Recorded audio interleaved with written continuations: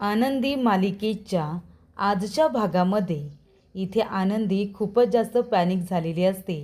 ती माई आणि अप्पांना म्हणत असते की उद्या जर मी मालक साहेबांबरोबर अवॉर्ड फंक्शनला गेले तर मी अंध आहे हे सत्य त्यांना एका मिनिटामध्ये कळेल.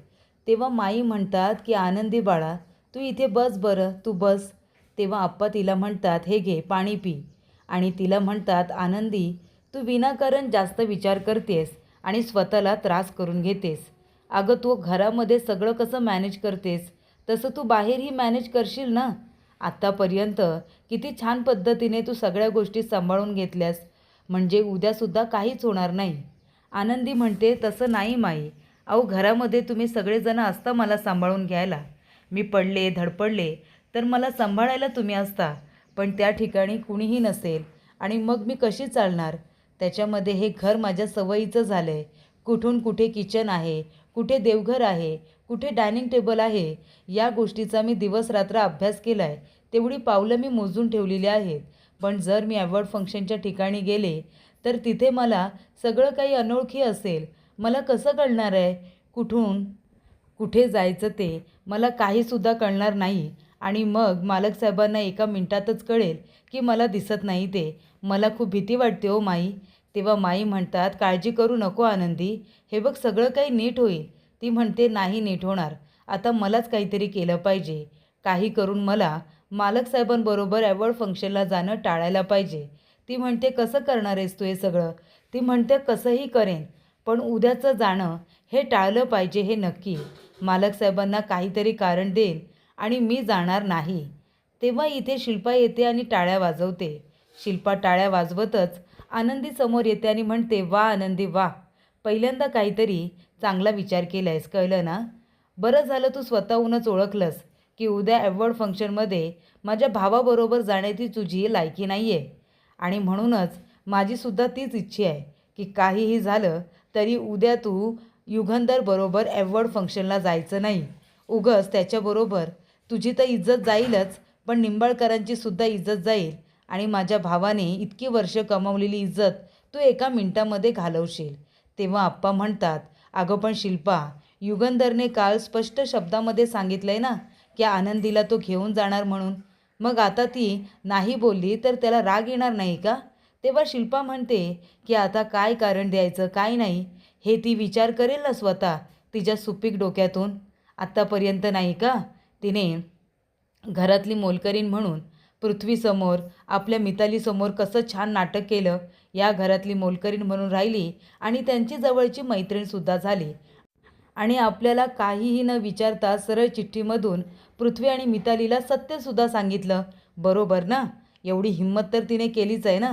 मग आता तिच्या सुपीक डोक्यातून काही ना काहीतरी आयडिया निघेलच, ज्याने ती युगंधर बरोबर उद्याचं जाणं कॅन्सल करेल. काहीही कर आनंदी, पण उद्या तू काहीही झालं तरी युगंधर बरोबर अवॉर्ड फंक्शनला जायचं नाही, असं शिल्पाने तिला ठणकावून सांगितलेलं असतं. तेव्हा आनंदी विचार करत असते. तोपर्यंत इथे आता जी एका बाथरूममध्ये थांबलेली आरती बॅग वगैरे घेऊन बाहेर येते. पण इथे पृथ्वी स्किन केअर करत असतो. त्याने इथे मुलींसारखं हेअरबँड लावलेला असतो आणि तोंडाला मास्क. तेव्हा त्या ठिकाणी आरती आलेली असते. पृथ्वीला असं बघून तिला हसायलाच येतं. ती मागे येऊन उभी राहते आणि हळूच आवाज देते, पृथ्वी सर. तेव्हा पृथ्वी मागे वळून बघतो आणि तेव्हा आरती आपल्या मोबाईलमध्ये त्याचा फोटो काढते. तेव्हा तो म्हणतो, ए आरती, फोटो का काढलास, फोटो का काढलास? कुणाच्या परमिशनशिवाय त्याचा फोटो काढायचा नसतो, माहिती नाही आहे तुला? तेव्हा ती म्हणते, हो का? नाही, खरंच मला माहिती नव्हतं. आता काय करू या फोटोचं? एक काम करते, हा फोटो ना मी सोशल मीडियावरती अपलोड करते. तो म्हणतो, काय सोशल मीडियावरती? असं काही करणार नाही असं तू आरती? ती म्हणते, नाही नाही, मी तर असंच करणार. सोशल मीडियावरती व्हायरल करते हा फोटो, म्हणजे एरवी स्ट्रिक राहणारे पृथ्वी निंबाळकर मला सरच म्हणायचं, दरवाजा नॉकच करायचा, असं म्हणणारे हे सर इथे आता मुलींसारखे इथे आता हेअरबँड लावून तोंडाला मास्क लावून कसे दिसत आहेत हे मी सोशल मीडियाला दाखवते ना सगळीकडे. तेव्हा तो म्हणतो, हे बघ आरती, तू असं अजिबात काही करणार नाही असा. ती म्हणते, मी करू शकते. तो म्हणतो, तू एका सुसंस्कृत घरातली मुलगी आहेस ना, मग एका मुलाला असं त्रास देतात का? ती म्हणते, आणि तू गाडी चालू असताना एका इथे सुसंस्कृत घरातला मुलगा असताना मला धक्का द्यायला लावलासच ना. मग आता मी हा फोटो सोशल मीडियावरती व्हायरल केला तर काय बिघडलं? तो म्हणतो, नाही यार, ते असं काही करणार नाही आहेस तू. आधी तो फोटो डिलीट कर बरं. ती म्हणते, ठीक आहे. मग आता एक काम करायचं, जाऊन कॉरिडॉरमध्ये थांबायचं. कॉरिडॉरमध्ये तुला कोण छेडायला येणार आहे रे? नाहीतर बाथरूममध्ये. आता तू ठरव तुला कुठे जायचं आहे ते. बाथरूममध्ये राहायचं आहे की कॉरिडॉरमध्ये? तो म्हणतो, हे बघ, मला कुठेही जायचं नाही आहे. मी आणि बाथरूममध्ये, कॉरिडॉरमध्ये अजिबात नाही जाणार. ती म्हणते, ठीक आहे, मग फोटो व्हायरल करते. तो म्हणतो, ए बाई, ठीक आहे, जातो मी, बाथरूममध्ये जातो. आणि तो आपली बॅग वगैरे घेऊन बाथरूममध्ये गेलेला असतो. त्यानंतर आरामात आरती आता बेडवरती इथे छानपणे झोपलेली असते. तेव्हा इथे आप्पा येतात आणि म्हणतात, आनंदी, अगं बाळा, लवकर तो मला वरचा गुळाचा डब्बा काढून दे, लवकर काढून दे. ती म्हणते, आप्पा, अहो पण मी कशाला काढून देऊ? थांबा, मी छायाताईंना बोलवते. तो म्हणतो, अगं छाया कशाला, मी सांगतो ना वरती आहे ते, ये बरं काढून दे पटकन. तेव्हा आनंदी म्हणते, आप्पा, मी हात नाही वर करू शकत. तो म्हणतो, का गं बाळा, तुझ्या हातांना काय झालं? ती म्हणते, आप्पा, बरणी काढून देताना आता बघा काय होणार आहे. आणि आता कांदे खाली पडतात. तेव्हा इथे आप्पा म्हणतात, अगं बाळा, हे काय? अगं, हे कांदे कुठून पडले? ती म्हणते, माझ्या काखेतून. आप्पा म्हणतात, का? आता इथे काखेमध्ये कांदे घेऊन चालण्याची काही ट्रेंड आहे की काय? फॅशन निघाली आहे का नवीन?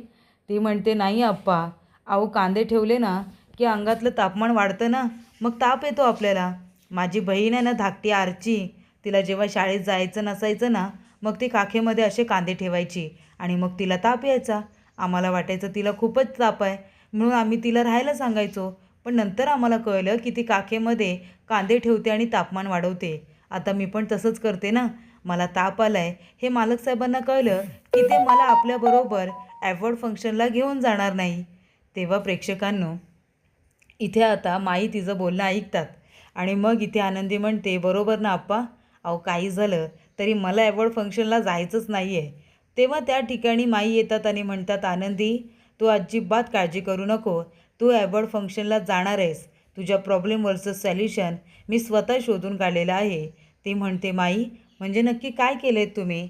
तेव्हा माई म्हणतात, अगं मी रात्रभर जागून तुला इथे प्रॉब्लेमवरचं सोल्युशन शोधून काढले. ती म्हणते, म्हणजे तुम्हाला मोबाईलवरती या सगळ्या गोष्टी बघता येतात? तुम्ही सोशल मीडियावरती आहात? तेव्हा आप्पा म्हणतात, अगं सोशल मीडियावरती आहे म्हणजे चांगली व्हायरल ॲक्टिव्ह आहे ती.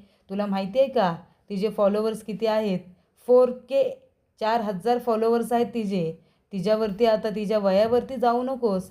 खूपच हुशार आहे बरं का तुझी माई.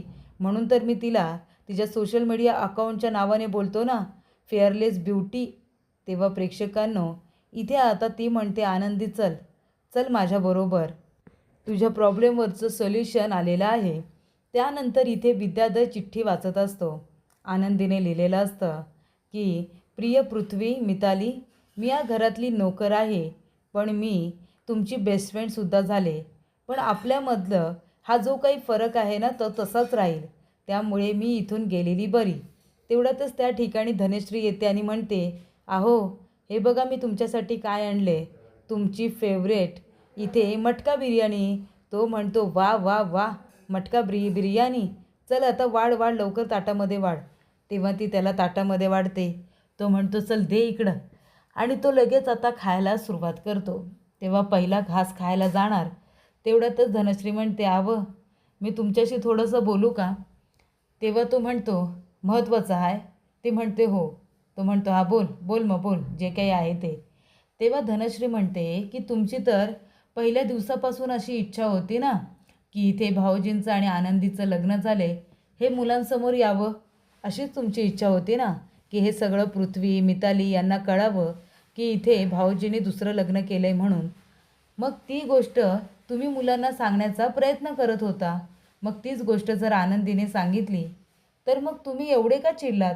आनंदीला सांगायचं होतं तर तुम्हाला सांगू द्यायचं ना, तुम्ही चिठ्ठी कशाला बदललीत? तेव्हा इथे विद्याधर म्हणतो, धनश्री, अगं तुला नाही कळणार. तू दिसायला जेवढी कुरूप आहेस ना, तेवढं तुझं डोकं पण कुरूपच आहे, थांब. त्यानंतर इथे आनंदी म्हणत असते की, माई, अहो सांगा ना, हे सगळं काय ऑर्डर केलं आहे तुम्ही? तेव्हा माई म्हणतात, तू बघच गा आता मी काय करते ते. तेव्हा इथे माई म्हणतात, हे बघ आनंदी, हा आहे कॅमेरा. ती म्हणते, कॅमेरा एवढा छोटा? तेव्हा इथे माई म्हणतात, हो, याला स्पाय कॅमेरा म्हणतात. हा कॅमेरा म्हणजे कसं, आपण एखादा बटनाच्या मागे, ब्रोचच्या मागे आपण लपून ठेवू शकतो अगदी सहजपणे. त्याच्यामुळे आहे ना, कुणाला काही दिसत नाही कॅमेरा वगैरे कुठे आहे. आता हा मी एका ब्रोचमध्ये लावते आणि तो ब्रोच तुझ्या साडीला इथे लावते. त्यानंतर त्या ब्रोचमधून आता सगळं काही तिला दिसत असतं. तेव्हा आनंदी म्हणते, माई, पण हा कॅमेरा इथे आहे म्हणजे आजूबाजूला जे काही घडतं आहे ते तुम्हाला दिसणार का? ती म्हणते, हो, कारण मी माझ्या मोबाईलमध्ये आहे ना ह्या कॅमेराचा ॲप डाउनलोड केला आहे. मी त्या ॲपद्वारे आहे ना मी समोरचं सगळं काही बघू शकते. ती म्हणते, अहो पण तुम्ही फक्त बघाल, ह्याचा मला काय फायदा होईल? माई म्हणतात, त्याचा फायदा तुलाच होणार आहे आनंदी. हे बघ, हे आहेत इयरबड्स, हे इयरफोन आहेत. त्याचा एक इयरफोन तुझ्या कानात असणार आहे आणि दुसरा इयरफोन माझ्या कानामध्ये असणार आहे. आणि आता हा जो स्पाय कॅमेरा आहे ना त्याला मी माझ्या मोबाईलमध्ये अटॅच्ड केलेला आहे. तू जिथे जिथे जाशील ना आनंदी, माझ्या मोबाईलवरती सगळं काही दिसत राहील. मग मी तुला ह्या फोनमधून सांगेन की तुला किती पावलं पुढे जायचं आहे, तुझ्या डाव्या बाजूला कोण आहे, उजव्या बाजूला कोण आहे, तुला किती समोर जायचं आहे, किती मागे यायचं आहे, हे सगळं मी तुला सांगणार. आता बघ बरं, जा 10 पावलं इथून आता उजव्या बाजूने चालत पुढे जा. तेव्हा ती 10 पावलं पुढे जाते. मग ती म्हणते, अजून 2-3 पावलं पुढे जा, तुला देवघर लागेल. त्यानंतर ती देवाच्या पाया पडते. मग पुन्हा इथे माई म्हणत असतात की आता पुन्हा उजव्या हाताने वळ आणि 10 पावलं पुढे म्हणून. तेव्हा आनंदी पुन्हा 10 पावलं पुढे येते. तेव्हा माई म्हणतात, आता मी येईन तुझ्यासमोर, मला इथे तू पकडलंस, तसंच आता मी जेव्हा जेव्हा तुला सांगेन ना तसं तसं तू फिरायचं. तेव्हा आनंदी म्हणते, माई, खरंच तुम्ही किती हुशार आहात हो. सोशल मीडियाबद्दल तुम्हाला किती काय माहिती आहे आणि या छोट्या छोट्या गोष्टी किती छान पद्धतीने तुम्ही शोधून काढल्यात. तेव्हा इथे माई तिच्याकडून प्रॅक्टिस करून घेत असतात. घरामध्ये सुद्धा 4 पावलं पुढे जा, तिथे एक टेबल आहे, त्यानंतरला माझ्याकडे ये, तिकडे जा, इकडे जा, असं करून माई तिची आता ट्रेनिंग घेत असतात. तेव्हा इथे माई म्हणतात, आनंदी, बघितलंस ना, आता आज तू युगंधरबरोबर अवॉर्ड फंक्शनला जाणारसुद्धा आणि तिथे तुला काही अडचण येणार नाही, समजलं का? ते म्हणते की हो माई, तुमच्यामुळे आता हे सगळं शक्य झालेलं आहे, नाहीतर मी खूप मोठ्या अडचणीत आले असते. तेव्हा माई म्हणतात, मी आहे ना तुझ्याबरोबर, अशी कशी मी तुला अडचणीत येऊ देईन. आणि आता आपल्याला अजून प्रॅक्टिस बाकी आहे बरं का, काही कॅन्सल करायचं नाही, जायचं, तुला जावं लागेल म्हणजे लागेलच. तेव्हा आनंदीला प्रचंड आनंद झालेला असतो. तेव्हा इथे आप्पा म्हणतात, बघितलंस ना आनंदी, माझी इथे बायको किती हुशार आहे ते, मी तिच्या आता नव्याने प्रेमात पडलेलो आहे असं मला वाटतंय. त्यानंतर धनश्री म्हणते, अहो मला कळत नाही आहे, तिला जर सत्य सांगायचं होतं मुलांना तर सांगू द्यायचं, तुम्हाला तेच हवं होतं ना. तेव्हा इथे विद्याधर म्हणतो की धनश्री, अगं तुला कळत नाही, आता तू मला सांग, आपण एखादी गोष्ट जी मनापासून करतो, म्हणजे आता ही बिर्याणी, तुला माहिती आहे मला मटका बिर्याणी का आवडते? ती म्हणते, नाही. तो म्हणतो, कारण मटका बिर्याणी कशी असते माहिती आहे, ती अशी हळूहळू मंद आचेवरती शिजवली जाते, एकदम मस्त शिजवली जाते, जास्त वेळ ती मुरत ठेवली जाते आणि मग तिची टेस्ट वाढते. ताटामध्ये आल्यानंतर तिचा सुगंध आणि तिची चव इतकी भारी असते ना की माणूस हवं तेवढं खात राहतो. आणि तुला माहिती आहे का, तसंच मला ह्या आनंदीच्या बाबतीत करायचं आहे. आनंदी पृथ्वी आणि मितालीजवळ खोटं बोलले की ती या घरातली नोकर आहे. मग त्या लोकांना आता काय वाटते, ती नोकर आहे. पण जेव्हा त्यांना पुढे जाऊन कळेल की ती नोकर नाही, युगंधरची बायको आहे, त्यांची सावत्र आई आहे, तेव्हा मात्र त्यांना खूप मोठा धक्का बसेल. आणि धक्का बसल्यानंतर आनंदीबद्दल त्यांच्या मनात अजूनच गैरसमज निर्माण होईल. कळलं तुला? तेव्हा धनश्री त्याच्याकडे बघत राहते. तेव्हा विद्याधर म्हणतो, जाऊ दे, तुला नाही कळायचं, तुझ्या या छोट्या मेंदूला जास्त त्रास देऊ नकोस, कळलं ना, जा आता, जा बाहेर जा, मला जेवू दे शांतपणे. तेव्हा इथे धनश्री, जिने त्याच्यासाठी इतक्या प्रेमाने मटका बिर्याणी आणलेली असते, ती आता त्याच्याजवळच ठेवते आणि सरळ आता बाहेर निघून जात असते. तेव्हा विद्याधर म्हणतो जाता जाता की माई आणि आप्पांना तिथे अवॉर्ड फंक्शनचा कार्यक्रम मोठ्या स्क्रीनवरती बघायचा आहे ना, जा प्रोजेक्टरची वगैरे तयारी करून ठेव. त्यानंतर विद्याधर म्हणत असतो की आनंदीचं पत्र हरवलं, ते मला सापडलं, आणि तो जोरजोरात हसत असतो. तर प्रेक्षकांनो, पुढील भागामध्ये इथे आता आनंदी गाडीमधून अवॉर्ड फंक्शनच्या ठिकाणी आलेली असते. तेव्हा ती गाडीतून खाली उतरते. तिचा ड्रेस आता डिझायनर असल्यामुळे एक खांदा तिचा थोडासा ओपन असतो. तिला लाज वाटत असते. तेव्हा त्या ठिकाणी आता युगंधर असतोच, तो तिच्या खांद्यावरती हात ठेवतो आणि त्यानंतर त्याची जी शॉल असते ना, ती त्याने आनंदीच्या खांद्यावरती टाकलेली असते, जेणेकरून तिला अनकम्फर्टेबल वाटू नये, तिला कम्फर्टेबल वाटावं यासाठी तो खांद्यावरती तिच्या शॉल टाकतो. त्यानंतर जे मीडियावाले आलेले असतात ना, ते इथे युगंधर निंबाळकरला इंग्लिशमध्ये प्रश्न विचारत असतात. तेव्हा इंग्लिशमध्ये विचारल्यानंतर इथे आता युगंधर निंबाळकर याला काही इंग्लिश बोलता येत नसते, त्याला मराठीच बोलता येत असते. त्यामुळे प्रश्नाचं उत्तर देत असताना काय बोलायचं त्याला कळत नसतं. तेव्हा इथे आनंदी येते आणि ती इंग्लिशमध्ये म्हणते की तुम्ही मला प्रश्न विचारा, त्यांच्या वतीने मी तुम्हाला उत्तरं देते.